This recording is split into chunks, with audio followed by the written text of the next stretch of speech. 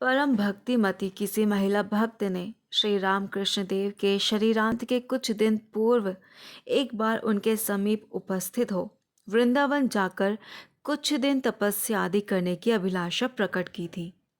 श्री रामकृष्ण देव ने अपने हाथों को हिलाते हुए कहा था, अरे वहां क्यों जाना चाहती है? जाकर क्या करेगी?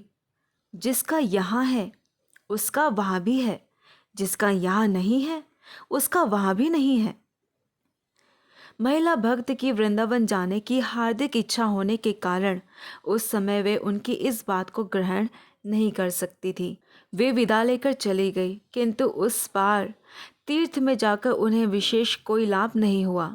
विशेष भाव से प्रेरित होकर भी भाव में श्री कृष्ण रामदेव ने तीर्थ यात्रा की थी। यह बात अनेक बार हमने सुनी।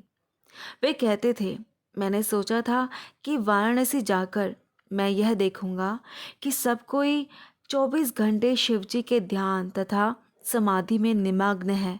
वृंदावन में सभी लोग गोविंद जी को लेकर भाव तथा प्रेम में तन्मय हो रहे हैं, किंतु वहां जाकर मैंने सब कुछ विपरीत पाया। श्री रामकृष्ण देव का अदृष्ट पूर्व सरल हृदय 5 वर्ष के बालक की तरह सभी बातों को सरल रूप से ग्रहण तथा विश्वास किया करता था।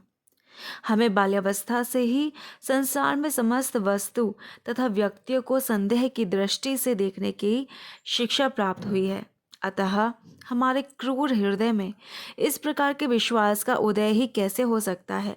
सरल हृदय से जब कोई किसी बात पर विश्वास करने लगता है तब हम उसे बुद्धू या मूर्ख समझते हैं। श्री रामकृष्ण देव से ही हमने सर्वप्रथम सुना था, अरे अनेक तपस्या तथा साधना के फल से ही मनुष्य सरल तथा उदार बना रहता है। सरल हुए बिना ईश्वर की प्राप्ति नहीं होती।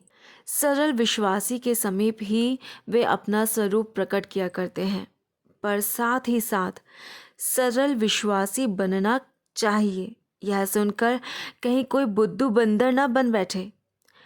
इसलिए वे कहा करते थे, भक्त बनना है तो भक्त बन, बुद्धू क्यों बनता है? पुनः वे कहते थे, सदा अपने मन में यह विचार करते रहना कि क्या सत्य और क्या असत्य है, तथा क्या नित्य और क्या अनित्य है। साथ ही अनित्य वस्तुओं को त्याग कर नित्य पदार्थ में चित्त को संलग्न करते रहना।